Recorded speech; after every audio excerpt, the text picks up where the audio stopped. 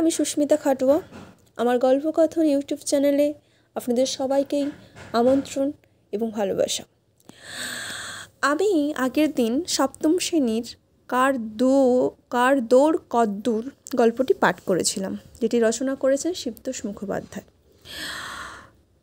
আলোচনা করেছিলাম বিস্তারিতভাবে প্রথম অংশটি, এবং আজকে তার পরবর্তী অংশটি আমরা একটু আলোচনার দিকে অগ্রসর হব। চলো শুরু করা যাক আলোচনাটি। গমনাগমনের প্রকৃত মাধুর্যটা আমাদের চোখে পড়ে সাধারণ উচ্চতর প্রাণীর মধ্যে। লেখক বলছে এখানে যে গমনাগমনের প্রকৃত মাধুর্যটা আমরা যখন কারোর সামনে দিয়ে যাই আসি, সাধারণত যারা বেশি একটু দেখতে সুন্দর হয়, আমি জাস্ট উদাহরণ সপক্ষে বলছি, বা কেউ যদি একটু বেশি মোটা হয়, কেউ যদি অনেকটাই রোগা হয়, আমাদের কিন্তু তাদের দিকে দেখেই বেশি আকর্ষণ হয় যে এই ব্যক্তিটা এত মোটা, ওই ব্যক্তিটা এত রোগা, আবার ওই মেয়েটা কি সুন্দর দেখতে, এই মেয়েটা বা এই ছেলেটা দেখতে ভালো না। এই ধরনের প্রশ্ন বা এই ধরনের কথাবার্তা আমরা করে থাকি, কারণ আমাদের চোখ সবসময় সুন্দরের পূজারী। চোখ সবসময় যেটা ব্যতিক্রম, যেটা একটু চোখে যেটা সাধারণের থেকে অন্যরকম, সাধারণ জিনিসের থেকে যেটা একটু অন্যরকম আমাদের চোখের সামনে দেখায়, তখন আমরা সেটাকে নিয়ে একটু আলোচনা করি এবং সেটাই আমাদের চোখের সামনে বারে বারেই চলে আসে। তো এক্ষেত্রে লেখক বলছে ওই কথাটা এক্ষুনি যে তোমাদের আমি বললাম, ওই কথাটাকে যদি একটু মাথায় রাখো, লেখকের এই গল্পের এই লাইনটি পড়লে আমরা একটু মিলিয়ে দেখার চেষ্টা করব। গমনাগমনের প্রকৃত মাধুর্যটা আমাদের চোখে পড়ে সাধারণ উচ্চতর প্রাণীর মধ্যে। তাহলে গমনাগমনের প্রকৃত মাধুর্যটা আমরা লক্ষ্য করি কাদের ওপরে? যারা উচ্চতর প্রাণী, তাদের মধ্যেই তো। সমুদ্র স্রোতের সঙ্গে কত সামুদ্রিক জীব যে গা ভাসিয়ে মাইলের পর মাইল পাড়ি দেয়, তার হিসাব আমরা রাখি না। আচ্ছা, সমুদ্র স্রোতের সাথে কত সামুদ্রিক জীব চলাফেরা করে, আমরা কি তার হিসাব রাখতে তো আমরা যাই না। আবার চিংড়ির দাঁড়া নাড়া দিয়ে চলে, আবার দেখা যায় যে চিংড়ির আমরা দেখি তো চিংড়ির দাঁড়াই তো নাড়া দিয়ে চলে, তাকে নিয়ে যায়। কোনো পতঙ্গ ওড়বার সময় তাদের ডানা প্রচণ্ড জোরে নাড়ে। আবার এফিউ উড়বার সময়, এফিউ এক ধরনের পতঙ্গ বলা যেতেই পারে, প্রতি সেকেন্ডে 400 বার ডানা নাড়ায় এবং এক নাগাড়ে 8 মাইল পথ উড়ে যেতে পারে। এখানে তোমাদের প্রশ্ন আসতেই পারে যে এফিউ উড়বার সময় প্রতি সেকেন্ডে কতবার ডানা ওড়ায়। তোমাদেরকে তখন প্রশ্নের অ্যান্সার দিতে হবে বা উত্তর দিতে হবে 400 বার ডানা নাড়ায়। আর এক নাগাড়ে কত মাইল যেতে পারে? 8 মাইল পথ উড়ে যেতে পারে।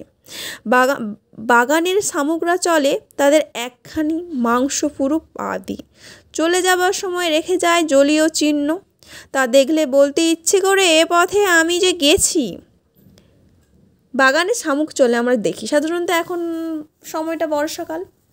এই বর্ষাকালে দেখা যায় নানান ধরনের শামুক, যেগুলোকে আমরা দেখে থাকি। সাধারণত তারা যায় এবং যাওয়ার সময় একটা হরহরে একটা যেমন কি একটা ফেলে দিয়ে যায়, হরহরে দেখতে পাওয়া যায়। মানে চলার পরে তারা যে গিয়েছে শামুক বা ওই সমস্ত গেঁড়া গেঁড়ি, যেগুলোকে আমরা সাধারণত গ্রাম বাংলায় বলে থাকি গেঁড়া গেঁড়ি, তো ওদেরকে দেখলে মনে হয় ওরা যাওয়ার পরে একটা কি যেমন হরহরে পদার্থ পড়ে থাকে ওদের, তখন আমরা দেখা যায় যেটা দেখতে প্রায় জলীয় চিহ্নের মতো, তা দেখলে বলতে ইচ্ছে করে এ পথে আমি যে গেছি।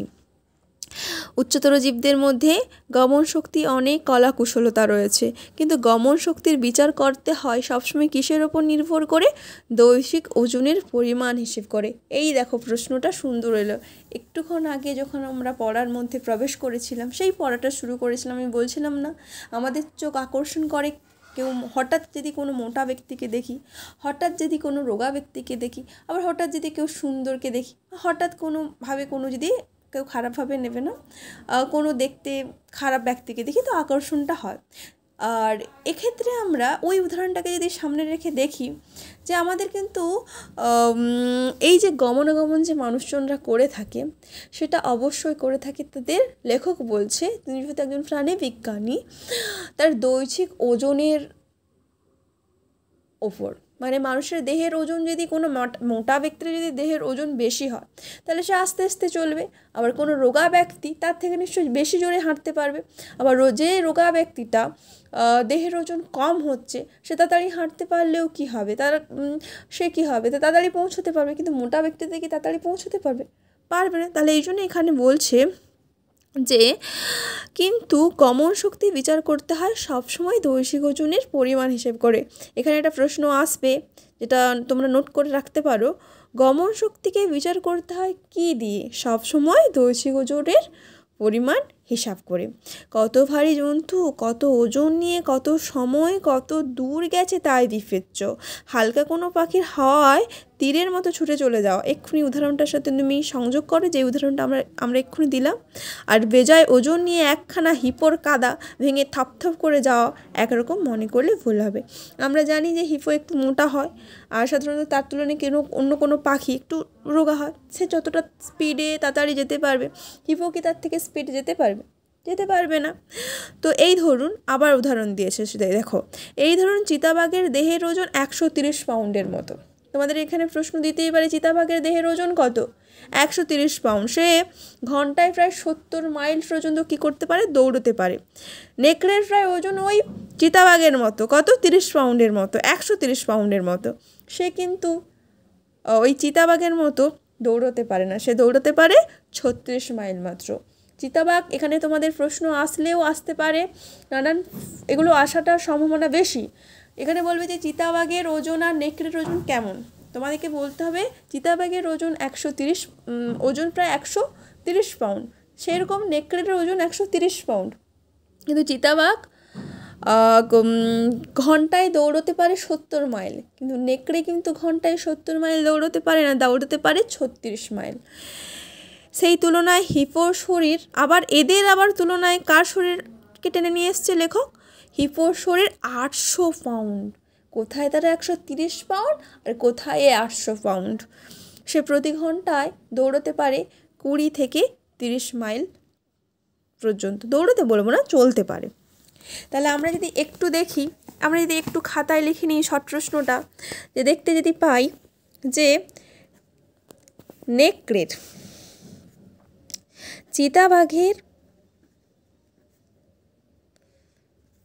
চিতাবাঘের ওজন আর নেকড়ের ওজন প্রায় সমতুল্য, আর নেকড়ের ওজন কত, 130 পাউন্ড। কিন্তু চিতাবাঘ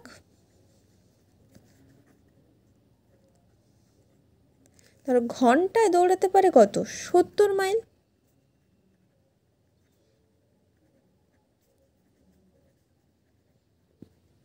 কিন্তু নেকড়ে কত, 36 মাইল। আর হিপ্পো কত, হিপ্পো হচ্ছে যে শরীর হচ্ছে যে প্রায় 800 পাউন্ড ভারী।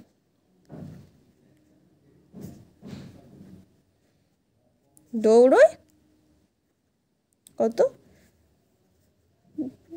20 থেকে 30 মাইল,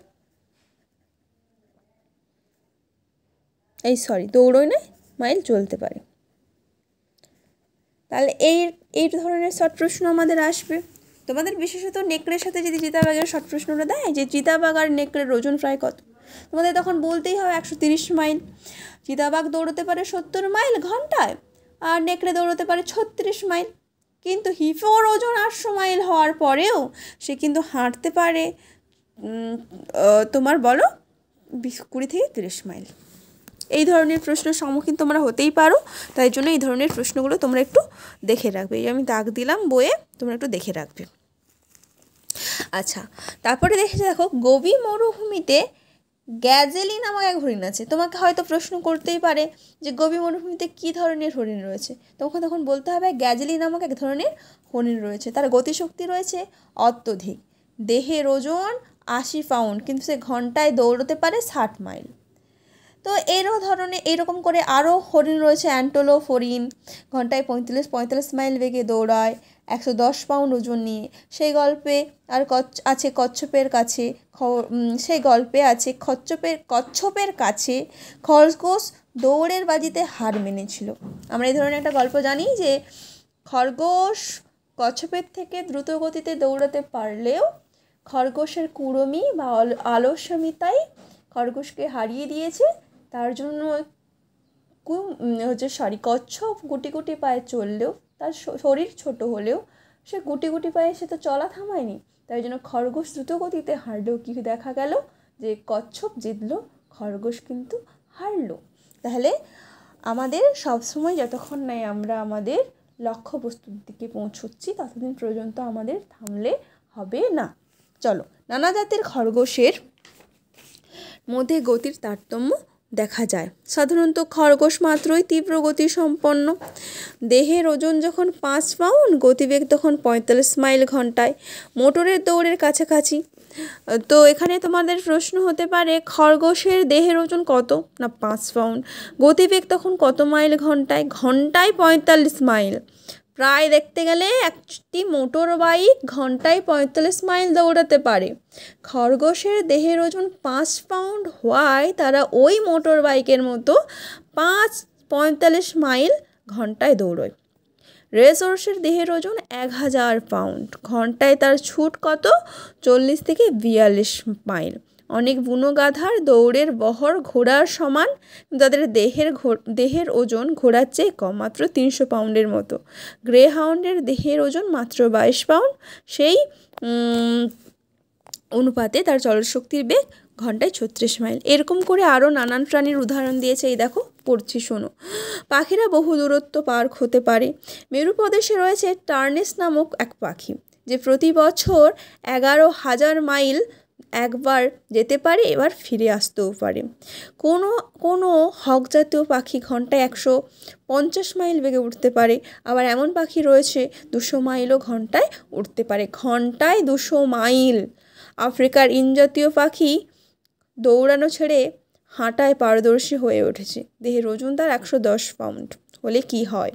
তারা ঘন্টায় 31 মাইল চলতে পারে। কাঙ্গারুর চলন প্রায় ইমুর চলনের কাছাকাছি, ঘন্টায় 30 মাইল, আর দেহের ওজন 130 পাউন্ড। মোষের দেহের বহর যত, তাদের ওজন দাঁড়ায় 1800 পাউন্ড। সেই তুলনায় গতিবেগ নেহাত কম নয়, 30 মাইল।